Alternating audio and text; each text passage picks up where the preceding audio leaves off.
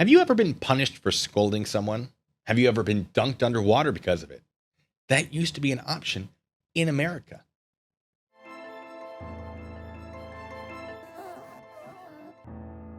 There's a lot of talk on the internet about the American justice system. Some say it isn't effective and needs more laws. Some say there are too many laws, stop codifying every little thing. But at least we haven't decided to bring back the ducking cage or stool, which was used to punish women who scolded too much or tradesmen who were dishonest. For example, medieval England had the assize of bread and ale, which regulated the weight, quality, and cost of bread and ale. And it went something a little like exactly this. When a quarter of wheat is sold for 12 pence, then wastel bread of a farthing shall weigh 6 pounds and 16 shillings. But bread cocket of a farthing of the same grain and bottle shall weigh more than wastel by 2 shillings. And cocket bread made of grain of lower price shall weigh more than wastel by 5 shillings.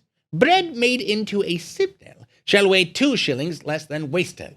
Bread made of the whole wheat shall weigh a cocket and a half, so that a cocket shall weigh more than a wastel by 5 shillings. Bread of treat shall weigh 2 wastels, and bread of common wheat shall weigh 2 great cockets. It's like reading the most boring companion book to The Lord of the Rings ever published, and I sure am struggling to understand what any of it means. So it's no surprise that bakers would throw in some extra bread to an order, so that they didn't get punished for violating this mess. In fact, it's theorized that this is the origin of a baker's dozen. But if your loaf did come up a little short in the weight department, you might end up like this poor fellow here.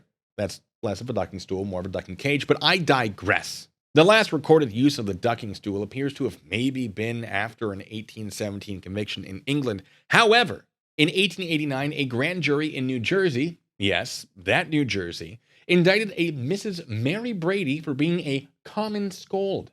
See, the Puritans brought the scold law with them to Connecticut, and from there it spread to, among other states, New Jersey, where it was mostly forgotten about by the time 1889 rolled around.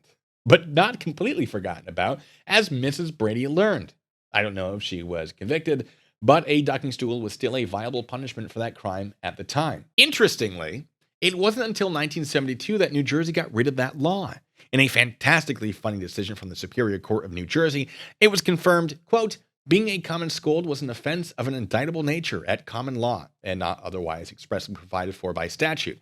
Therefore, being a common scold is a misdemeanor under the laws of New Jersey, end quote. A common scold was defined as, quote, a troublesome and angry woman who, by brawling and wrangling among her neighbors, breaks the public peace, increases discord, and becomes a nuisance to the neighborhood, end quote. Which is pretty close to merely being disorderly conduct, but specific to a gender, which means it violates the 14th Amendment's guarantee of equal protection of the law to persons within its jurisdiction.